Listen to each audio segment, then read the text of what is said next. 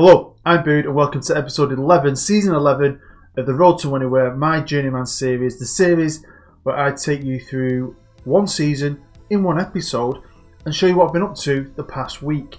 Well then, when I last left you, I was in China, I was in my second year in China, we've done back-to-back titles and I've just won the Asian Champions League. It's been a lot of fun, really enjoyed it, a little bit about China while I was there, the football rules, etc.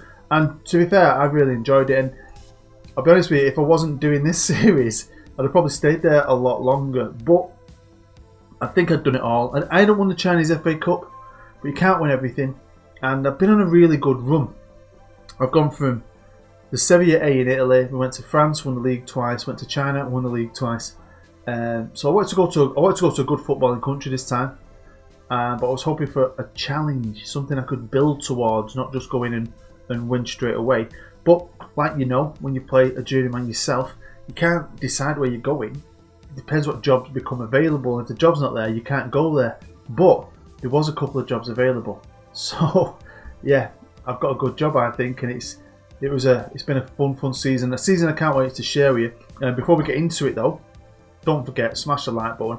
Support me, support the episode, the series, the channel. Make sure you go and check out my Denton Villa series. And the last episode's a cracking episode. End of season 4.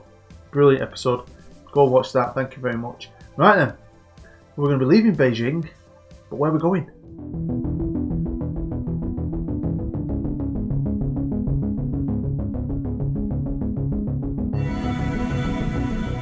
Yep, you've guessed it by the fact that we just flew into the country.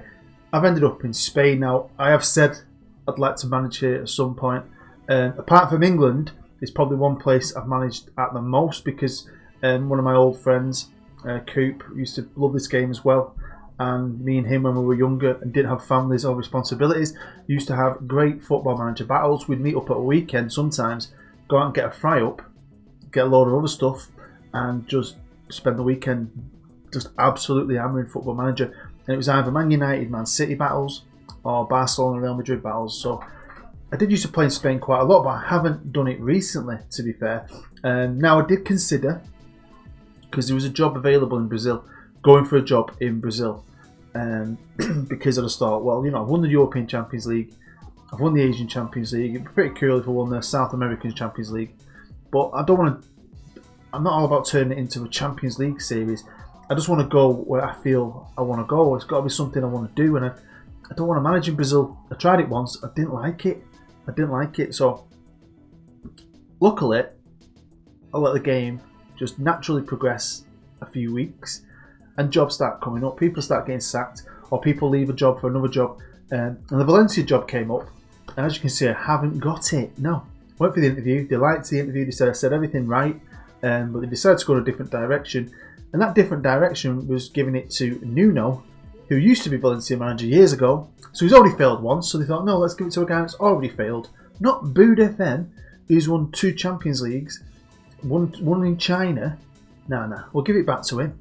So I didn't get that job. Now, this is Real Betis. Now, I'm on it for a couple of reasons. One, the job was available. I didn't apply for it. That dude's got it. Pretty good manager. But I'm on it really for another reason, that I know there's a lot of name fixes you have to do on Football Manager, and I've forgotten to do some of them. The Brazil names, I've now fixed that. I've now fixed the competition names, but for some reason I can't get some of the Spanish teams' names correct. I think it's Real Betis, Real Sociedad, Celta Vigo.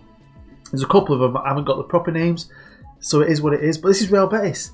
The job was available, I was kind of tempted. Big stadium, bit of a sleeping giant, but there was another job available at a team that had finished lower in the league. Who I quite liked, to be fair. And I went for that job. And that job was with Sevilla, eh? Buzzing. Now I did go for the Valencia job, fair enough. I didn't get it. So I was nearly a Valencia manager. But Valencia are a team that has won the league recently. I know in real life Sevilla have won a lot of Europa Leagues. When it comes to Spanish football, they've not been super successful, as in winning La Ligas, and we'll have a look at the history in a minute. But once you start looking at Sevilla, it's a great club. It's like a proper footballing club. All different levels of football there. Great stadium, great fans, great city, and a challenge because they finished. I'll show you. Yeah, 13th in the league, right? So I think that that is a challenge to me because we're not going to be in Europe, so I'm not going to be able to win anything European. The squad was going to need some changing because it was 50% loans. The first team squad was 50% loans. I was inheriting a very small squad. Here we are on Seville's history honours page. As you can see, they've only ever won La Liga once, which is crazy. I just, if you'd have asked me, I'd have said, oh, they must have won it a couple of times. Once. Now they've won the UEFA League, the Europa League, sorry, 5 times, which is great. Won a Super Cup. Fair enough. But I think on home soil, their honours quite small for a team of this size. And I'm hoping it's something I can change, but aim towards. Don't just want to come in and win. This is something I want to try and build something and aim for that La Liga title. And I think it's going to be tough because Barcelona and Real Madrid are brilliant. Now we'll go on to Seville's facilities page, and once you start googling Seville and start looking at its city and its culture, it's amazing. It's going to be an amazing place to live. Beijing was great, but I can't wait to get to Spain, get to Seville, eat some tapas. Honestly, got some history here. It's a beautiful place, and yeah, the family's going to love it. But the stadium as well, I like the stadium. I think it's got a bit of character. It's a bit old school. It's probably got room to improve. It's called the Raymond Sanchez something. That's what it's called. It's 45,000 seats, so it's not like out there massive, but it's still pretty big. It looks like it's rebuilt in 1998. It's in good condition. We've got great training facilities, data analysis, don't worry about that, that's easy to improve. Good youth facilities, I'd like that to be better. That's something I want to try and target as well. But again, it all depends on money. Excellent junior coaching, and we've got our own youth stadium training facilities. So this club's great, honestly. But it's going to be super hard. It's going to be a proper challenge. But to take on a challenge of this size, you need a good tactic, a tactic that could dominate, a tactic that could win. And of course, I'm going to be using the Volcano tactic. It's been brilliant with Marseille, it was brilliant with Beijing, it's brilliant with Denton Villa series. Don't forget to check it out after this episode. And hopefully, it's going to give us that extra push over the hurdle. Just get us over the extra hurdle. Even if we don't have the best team, this tactic can still win you games. Well, then the first thing we're going to do is run through the squad. I've got about 24 lads now in the first team squad. I'm not going to show you position order, we're going to show you group order. So, youth players, players that have stayed, and players that I've brought in. I'm going to start off here with Alvaro Salas. He's going to be my backup right back this year. He's played in the first team, but he's come all the way through the youth teams, C and B, and I'm assuming the under-19s. And he's got a lot of potential. There's only 2 starting a minute, bit of speed. Tackling could improve, but as a backup and as a 20-year-old, great right back. Next player I'm going to show you is Castillo. He is my backup left winger going into this season. He's only 18, but he has played 20 times for Seville, obviously before I got here. He's come from Seville C, so he's another good young player with, potential, which is great. So I'm really excited about him because if you look at him, I think he could be a great winger in the future. Next up is Castro. He's a centre half, another Spanish player. 21 years old, he's come from Seville C, but he has been in the first team for a while, played quite a few games for Seville, and I think he's going to be alright. He's down as a backup for me at the minute, but I still think he's probably my 3rd best centre half. The next player is Joan. He is my backup right winger, again Spanish, again 18, and he's come from Seville C. He's played 11 times for Seville, so he's not got the experience, but he has got a lot of potential and the basis to become good. And that's the thing, I've got a lot of these young players who've got potential. Next player is Kevin, and that's his genuine name, Kevin, 17-year-old Spanish lad who's got a lot of potential, and I'll be honest with you, there's a lot of people after him all season long. Yeah, he's only played for Seville twice. I don't know why, but he's not got any other stats for any of the teams because he's 17. Maybe he was just straight into the youth, from a youth intake, straight into the first team last season because of his potential. Now, I thought he was going to have a big future for this kid, but things might happen with Kev. The next player is called Mohamed Haji. I think that's how you say his name. He's Spanish, he's 22 years old. He's okay. I think he's actually been the first choice, but I wasn't happy with his ability. And some of the finances I did have was definitely going to be channeled towards trying to improve my goalkeeper position. Next up is Marino, a young lad, 21, Spanish, defensive midfielder, anchorman who would fit my tactic perfectly. Got decent potential, but I think he wanted to go to a bigger team. I'm sure he started the season unhappy, and it took me a while to change his mind, but it wasn't going anywhere. The next player is Munoz, a 19-year-old Spanish striker who's got great physicals, and could become a great striker, I believe. Seriously do. He's played for the under-21s. He's not been super prolific. He's played quite a few games for Sevilla. Scores a goal every 4 games on average, and he also thinks he's set for a bigger team, but he's going nowhere. On to the next group of players. Some of these are young. These are players that have been at the team for maybe a year or two, so they're not from our own academy. And the first player is Javier Okocho, I think. He's a centre-half, 21 years old. I think he's been here a year. He had a pretty decent season last year.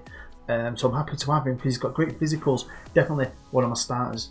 Next up, it's Raul. I love that name. Just makes you think of the legend of Real Madrid.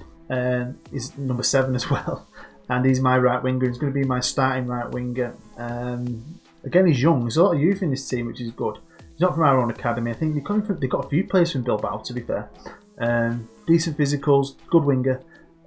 I've got a good team, I think, and he's one of my good players. Next player is Sergio, a player who's already at the club. Another player they've actually got from Bilbao, but a player who had a good season last year. Scored 21 goals in 32 games. Great physicals. Finishing's lacking, but we'll try and improve that in training. But he's definitely going to be my starter this season. Next up, it's Inabe. That's what I've been calling him. Centre-half who can cover at left-back, cover at right-back, and even fill in a defensive midfielder role if I need him to. But he's definitely going to be my other starting centre-half going into this season. He came from Stuttgart last year by the looks of it, I think. Had an okay season, I'm guessing, last year. But he could definitely improve. I'm just glad he's at the club. Really, I'm glad he's at the club. Let's have a look at who I've brought in. First player I brought in was a goalkeeper. I needed one. Now, I will say I had a big shortlist, and none of these players I've brought in were my first choice. None of them are even my third choice, probably 4th, 5th, 6th choice. But I did have a big shortlist. But what I do, and I will always say, is I get my pad and I do a lot of planning. I'm successful at this game, not because I've played it a long time, but because I've got OCD and I'm boring, I do a lot of scouting. I make lists, I make notes, and I try and adjust. And that pad, I'd be buggered without my pad. I don't think it'd be as good without a good old pad and a pen. Love it. Now, I must admit, I've gone back to my old Marseille ways where I take 100 million, turn it into 200 million. But do you know what? I needed to do that to bring in some decent players. And one of the good players I think I've found is Ewan Bouquet. He's a French lad. We got him from AS Monaco. He was listed. He wanted to leave Monaco. So I've got him in like a package deal kind of thing. But I think he's good. And he's going to fit my tactic. And that's what it's all about. Trying to find players to fit my tactic. Next up is another Brazilian. 27-year-old Leandro. Got him from Brazil. Grêmio, whatever they call. I finally got the name fixed for that, which is great. So I now understand who I'm playing against.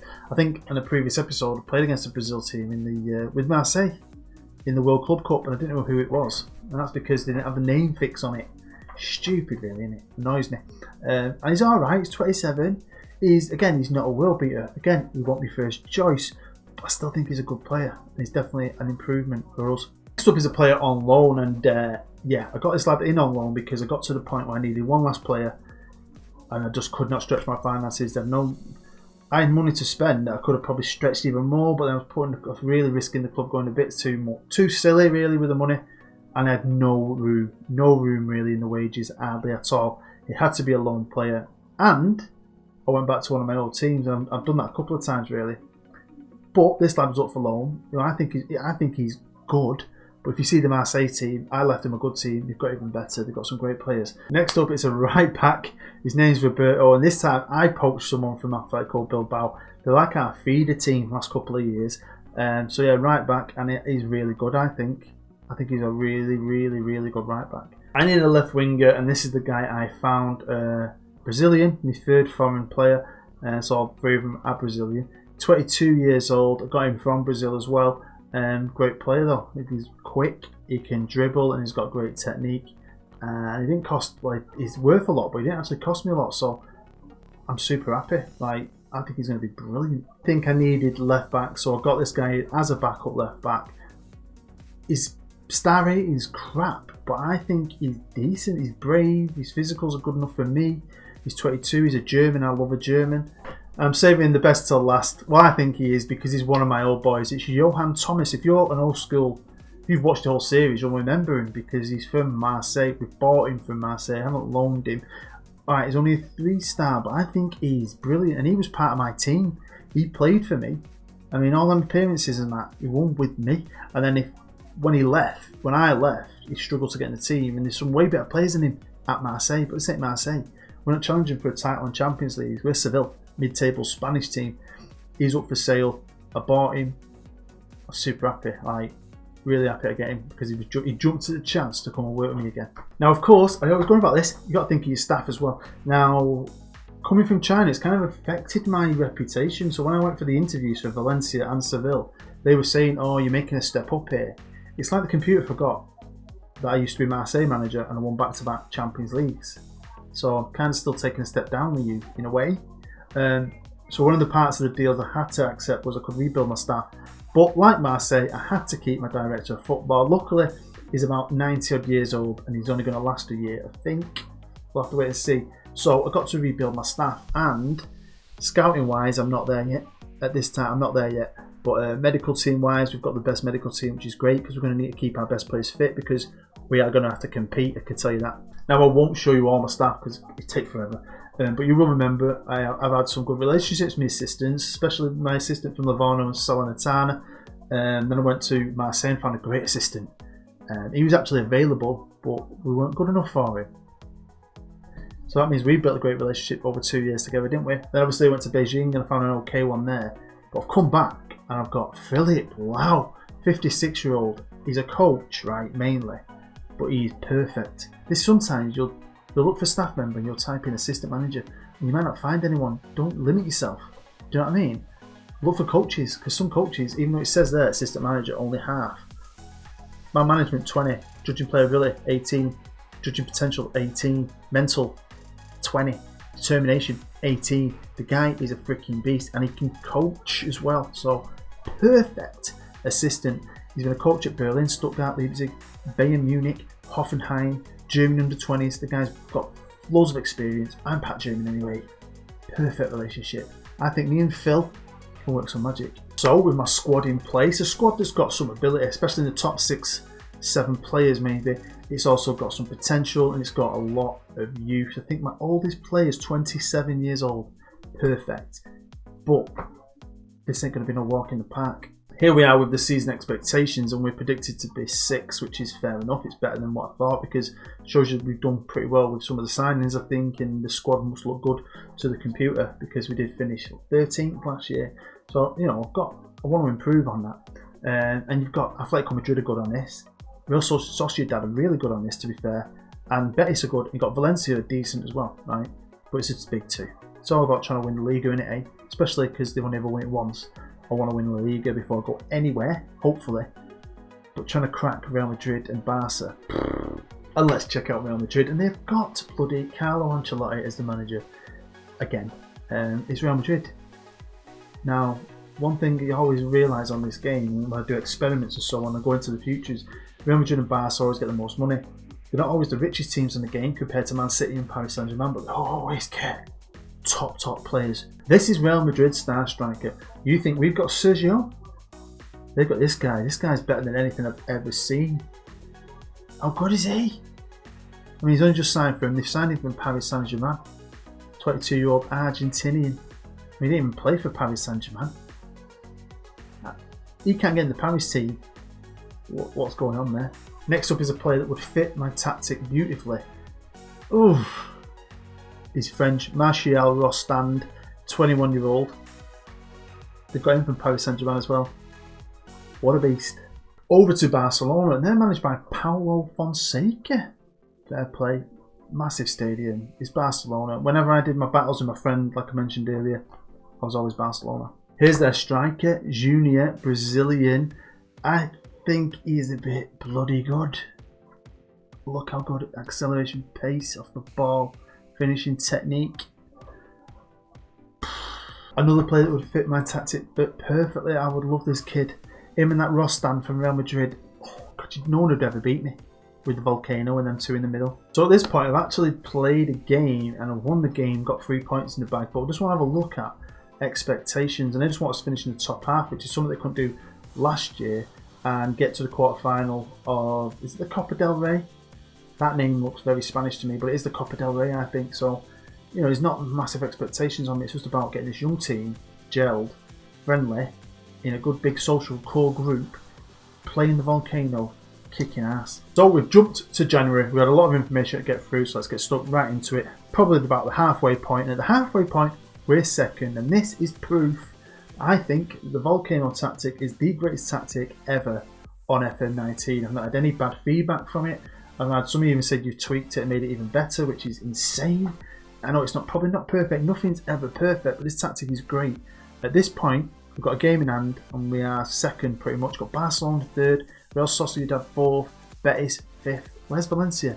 Ninth. Didn't give me the job, remember? Didn't give me a job. Real Madrid have won the last 4 leagues. Looking like they'll probably win this one. Great team though. But to be able Barcelona was freaking brilliant. We've lost 3, drawn 1. Buzzing with this. We've got Sergio. I showed you Barcelona and Real Madrid striker Junior and Lopez, both on the list with him, with 11 and 13 goals. Sergio, 23 goals. Hey, finishing 12.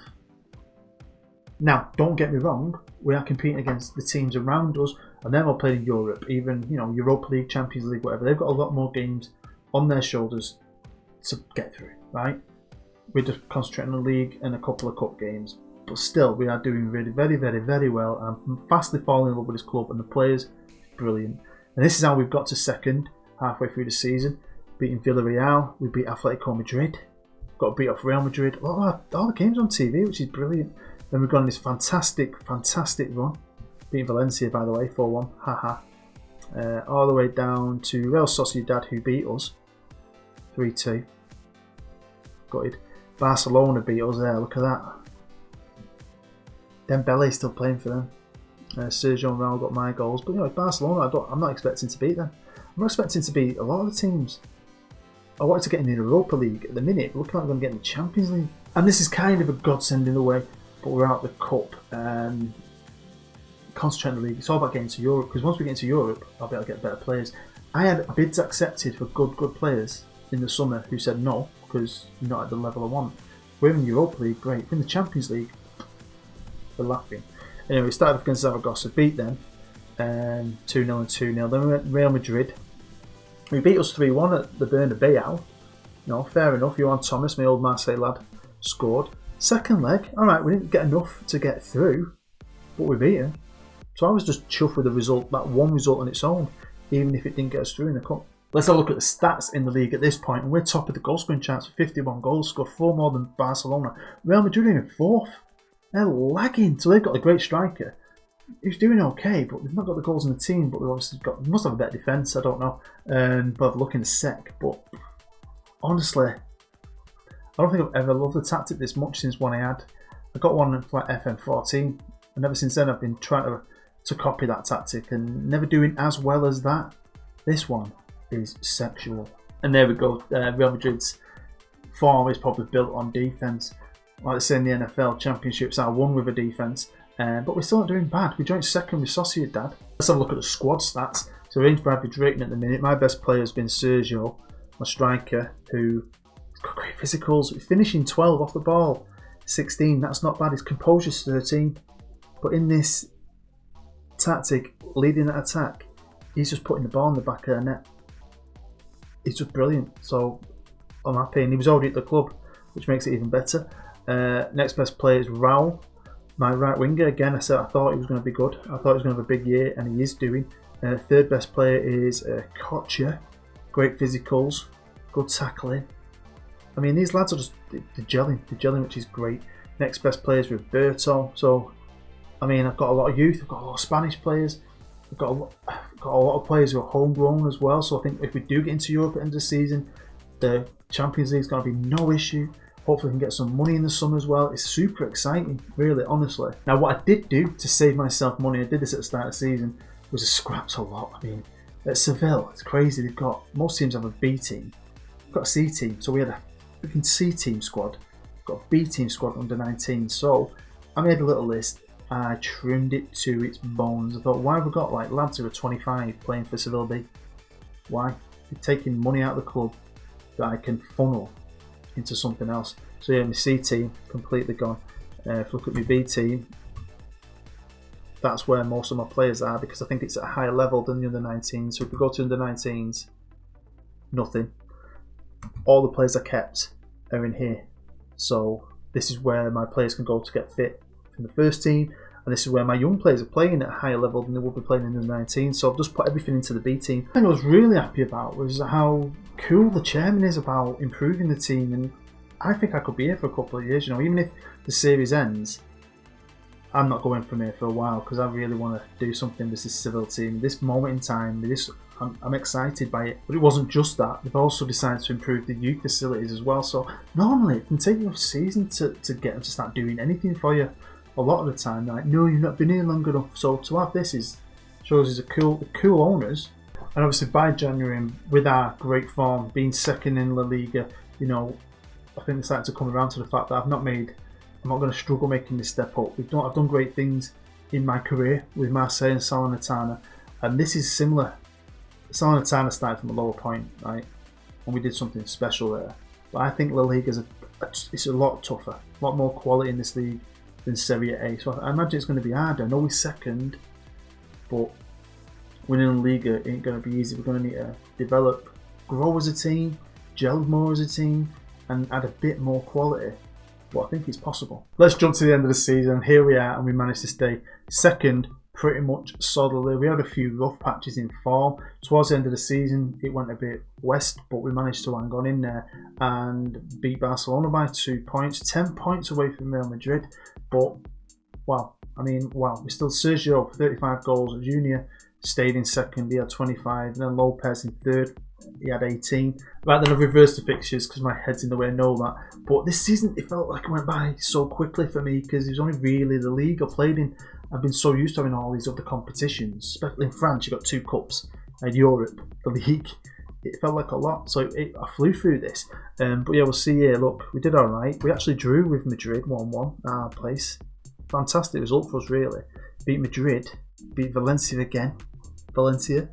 Could have been you, this. Could have been you. A lot of these teams aren't very good, though. There's a lot of teams you can really walk over.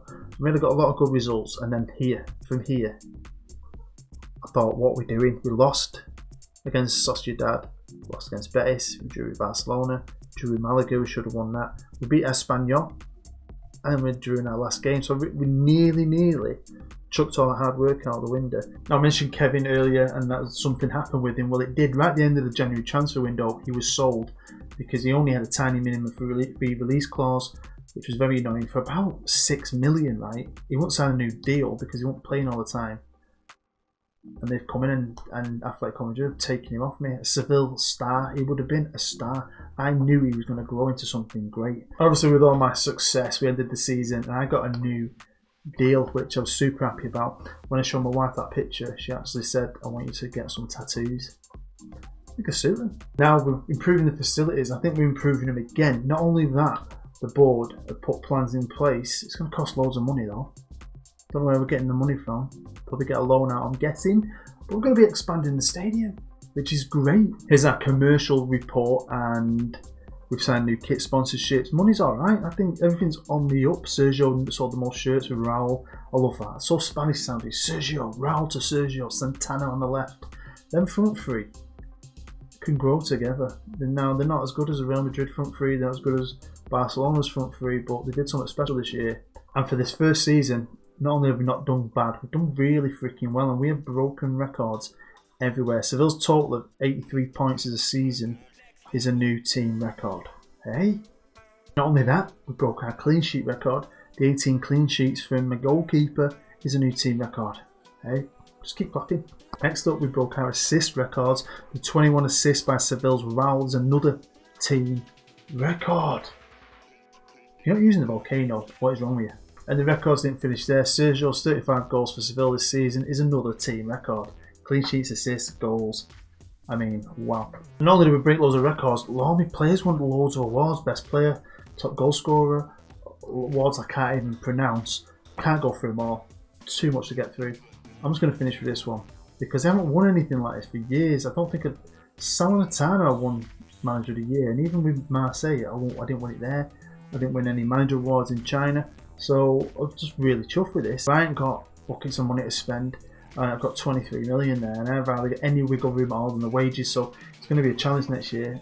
A challenge that I can't wait for. This young team of mine, I don't know if we'll win the Liga, but I just want to stay up there again, do better in the cup, And if you're interested, Real Madrid did the double, won League and Cup by beating Real Sociedad 2-1 in the Cup final. In the Europa League, Arsenal beat Chelsea 2-0 in the final. And something great for Spanish football, and the reason why they're the number one club in the world at the minute, Atletico Madrid beat City on penalties. Don't like City, but it shows you've done it.